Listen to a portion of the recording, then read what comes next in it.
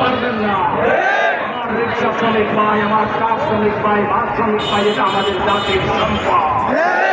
এদের বিরুদ্ধে আপনারা চোখ রাঙাবেন আর ভোট নিয়ে এদেরকে দুর্নীতির উপরে দোলন চালাবেন। এই যুগ বাংলাদেশের কথা হয়ে গেছে।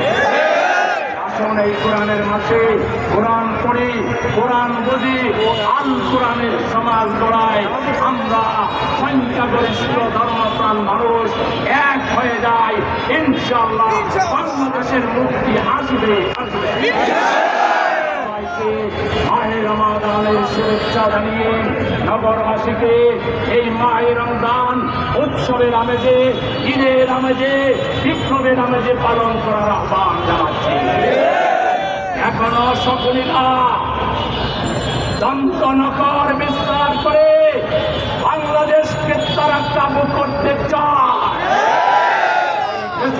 আধিপত্যবাদের দুপা দুহাত বিপ্লবী চেতনায় ব্যাঙ্গে চুরমার করে দিতে বাংলাদেশের বিরুদ্ধে কোন দাদাগিরি, কোন মাস্তানি চলবে না।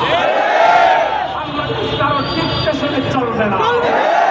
বাংলাদেশ চলবে বাংলাদেশের জনগণের ইচ্ছা তথা ইসলামী মূল্যবোধের। আসল সেই ইসলামী মূল্যবোধের সরকার প্রতিষ্ঠার যে মহা সুযোগ এসেছে, এটাকে কাজে লাগিয়ে আমরা ঘরে ঘরে দাওয়াতকে ছড়িয়ে দেব। ঢাকা 15 আসন থেকে বাংলাদেশের জননন্দিত নেতা, বাংলাদেশের কোটি মানুষের প্রিয় নেতা, সমাজ সেবক, মানবতার ফেরিওয়ালা ডাক্তার শফিকুর রহমানের গলায় ফুলের মালা আমরা পরিয়ে দেব। 300 আসনে ইসলাম পন্থীদেরকে দুর্দান্ত প্রতাপ নিয়ে নির্বাচন করতে হবে এবং সরকার গঠন করতে হবে। সবাইকে প্রস্তুত আছে? আমাদের প্রিয় নেতা মানবতার মুক্তির জন্য রাত দিন যিনি কাজ করেছেন এটিএম আজহারুল ইসলাম এখনো জেলে কেন? উপদেষ্টাদের কাছে জানতে চায়। ধৈর্যেরও একটা সীমা আছে।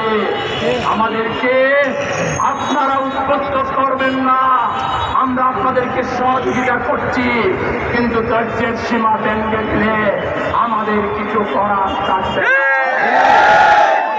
আজার ভাইকে মুক্তি দিতে হবে, নিবন্ধন ফিরিয়ে দিতে হবে, মাঠটা ফিরিয়ে দিতে হবে।